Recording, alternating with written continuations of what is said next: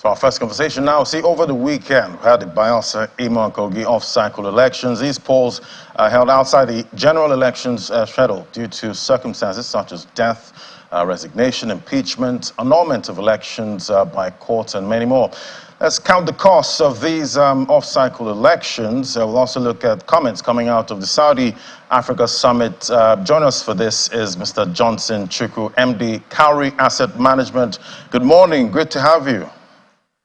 Good morning, Larry. Thank you for having me. Fantastic. So before we get into the off-cycle elections conversation, we've had some critical announcements coming from the Saudi Africa Summit in Riyadh. One is the NGX targeting Aramco for a dual listing with the Saudi exchange. Talk to us about the prospects of this happening and the expected benefits for Nigeria. Well, Larry, when I saw that piece of news, it was for me a leap of faith in the sense that if we can get Saudi Aramco listed on the Nigerian exchange, it will be it will signpost great things. But I have my doubts, and those doubts are coming from this. Saudi Aramco, their cross-listing with Nigerian NGS today look attractive to them, given their market capitalization. Saudi Aramco's market capitalization is about 8.12 trillion Saudi Riyadh, about $1.16 billion. And Nigeria's NGS capitalization about $49 billion. So if Saudi Aramco's capitalization is about $2.16 trillion, and our Nigerian NGS capitalized to the tune of $49 billion, I wouldn't know how that will fit into a listing destination for them. But like I said, if it does happen, it's a great thing for us. Share price of Saudi Aramco at the close of trade on Friday, on Saturday, was about $9 per share, which by Nigerian standard, they also quite would be a highly capitalized stock. But in terms of returns, the company is doing well. It had a return of over $161 billion last financial year. So if it accepts to get listed here, it will be a source of joy for all of us. We can have the benefit of investing in Saudi Aramco, but on the balance, it's going to be a leap of faith, given the disparity between the market capitalization of that company and the market capitalization of Nigerian entire bourse. Definitely we'll be looking out for the prospects of that if it actually happens. But let's get into the off-cycle elections now. You know, after having the presidential and governorship elections earlier this year, would you say the economy has had a chance to recover, from that, and help us understand the costs and implications of elections to the Nigerian economy? We see the practice of no movement during elections. Let's see how critical it is for our elections to mature from this stage, where people can actually go about their businesses, and even when the elections are on, because we know we have that weekend economy, even though the elections happen on the weekend. Talk to us about this.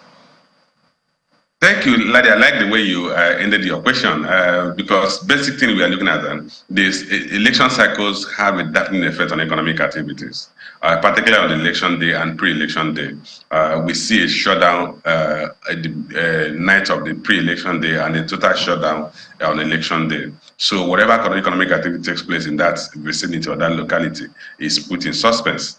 And you did make reference, when are we going to mature away from that? I think that's the greatest challenge we have, because the truth is that we can't continue to do the same thing time and time again, irrespective of the fact that technology has gifted us with the benefit to have a seamless election without people going to the street, risking being killed. In the election in the 3 states, I think in each of the states, at least one soul was lost, which could have been avoided.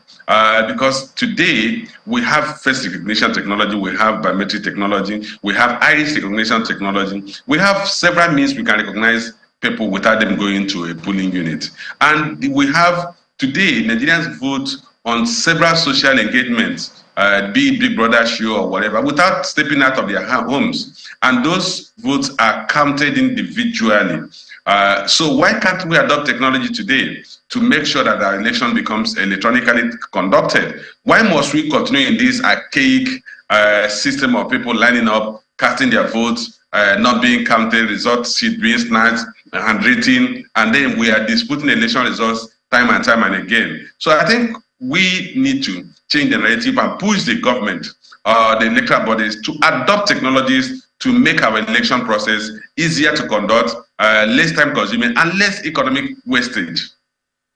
And talking about costs at this time, we see about 18 billion naira earmarked in the 2023 supplementary budget for the Independent National Electoral Commission and to cover the off-cycle elections. And earlier this year, I would say about 305 billion. That was budgeted for the presidential and governorship elections earlier this year.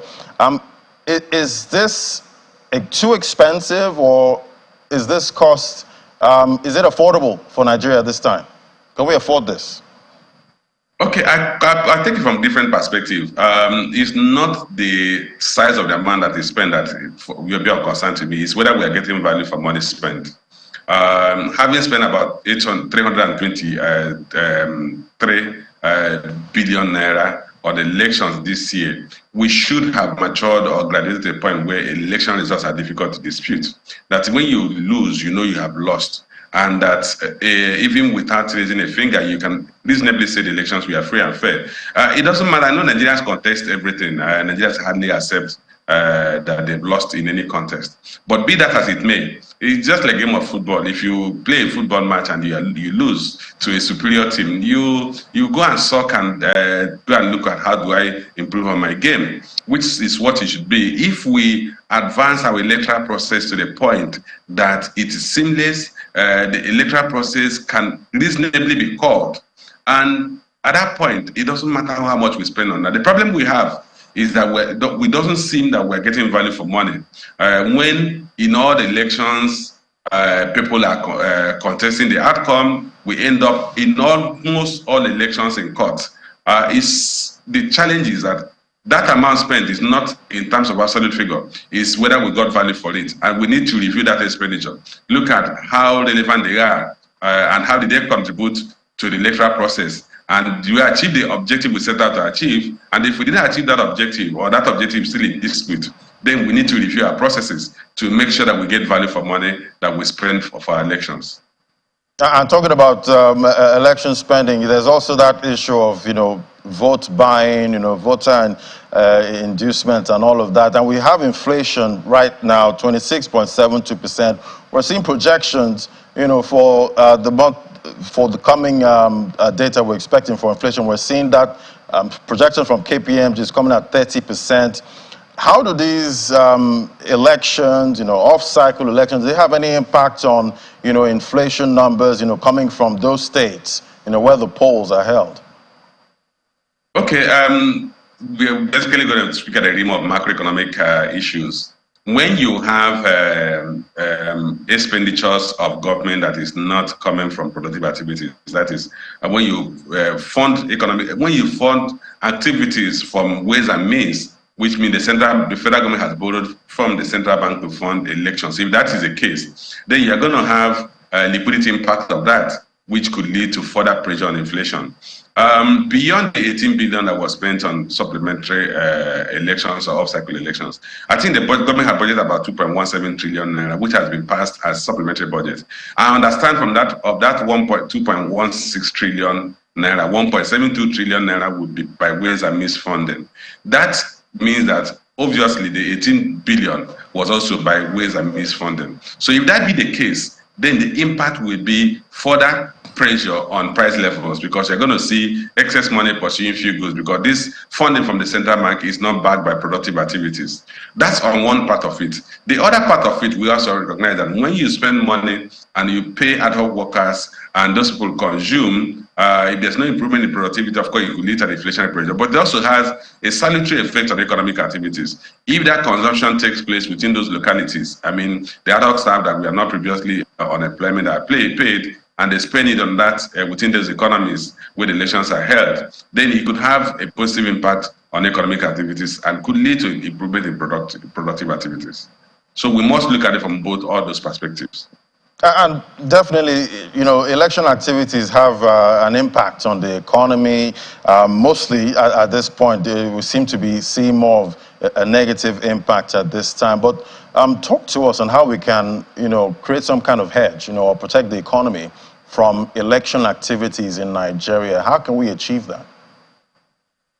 You know, I had made reference to something like that, that the election activities should be largely electronic based. Virtually every location has internet service. Most places have 3G services. The few places you don't have 3G services, we can cover them in the next 3 years. And we must reduce what this manual process is. And that way, we guide against the negative impact of the election while we optimize the benefit, the positive benefit of an election. We have adopted participative democracy, so it has a cost. So we must recognize that the cost of conducting elections is cost of having participatory democratic system. But we can improve on the effectiveness of those cost expenditures and make the gain value for money. We must improve on electoral process that losers and winners, we have no doubt on the integrity of the election, and we do not have to get to a point where all elections are adjudicated and decisions are taken by the judges. That, for me, will improve our electoral process. The National Assembly has a timeline, enough significant time headroom to go through a process of amendment of the Electoral Act. The executive arm has the timeline to go through a process of amendment of the Electoral Act. We need to do this for the interest of the country, so that the elections provide us a veritable platform for selecting our leaders. Looking at the conduct, of the elections over the weekend, do you think it will inspire confidence, with domestic and, foreign investors? Well, remember, this is off-cycle elections. 3 states, elections were conducted in 3 states. Economically, those 3 states are not the most critical states. But beyond that, what investors are looking at, have we learned from our previous mistakes? Were there improvement in election that we had in those 3 states? And this morning now, can this for the morning of Saturday foretell what we should expect in 2027 or other off-cycle elections? Investors are looking for credibility in your political system, in your economic management system, in your policy environment, and each of these social engagement will point to them whether you have adopted a productive system that is has integrity built into it, that is transparent. And if they think the elections are transparent and we're beginning to build a system that will ensure that the opinions of voters count, then it will engender higher confidence, improve confidence on the economy. If the reverse is the case, it will now further erode the confidence both local investors and foreign investors have about the prospects, particularly the sovereign risk of the country, because what they'll be measuring when you talk about election processes, the sovereign risk if you have an unfair and unjust system, then they will begin to doubt whether that system can endure or whether it may unravel. And I remember, earlier this year, the governorship and presidential polls, we know the NGX, the weekends after, and the weeks after, we saw the NGX reacted, positively to the elections previously. But do you have any expectations? These are off-cycle elections. Any expectations of some kind of impact to the local boss this morning? Yeah, what actually happened was the NGX reacted negatively to the announcement of the election outcome. Immediately happened. But this is off-cycle election. The areas covered are not quite significant as to have impact on NGS. And again, the NGS in the past couple of months or weeks has learned or has grown to sidestep the local political environment and continue to be on a growth trajectory. We've seen an NGS that touched a 70 trillion naira, 70,000 index. We've seen an NGA that touched a capitalization of about 38 trillion naira, despite the high inflationary pressures, despite the devaluation of the currency or the depreciation of the local currency. So I would say that the NGS has developed some immunity around the political and economic environment of the country and will also sidestep these off-cycle elections. Yeah, the NGX definitely showing a lot of resistance to the macro headwinds right now. I want to thank you so much for coming on the show, Mr. Johnson Chukwu, MD, Cowrie Asset Management. It was great having your perspective today. Thank you for having me. All right, still to come, we'll discuss payment systems in Nigeria's chargeback fraud rises. That's in a moment. Just stay with us.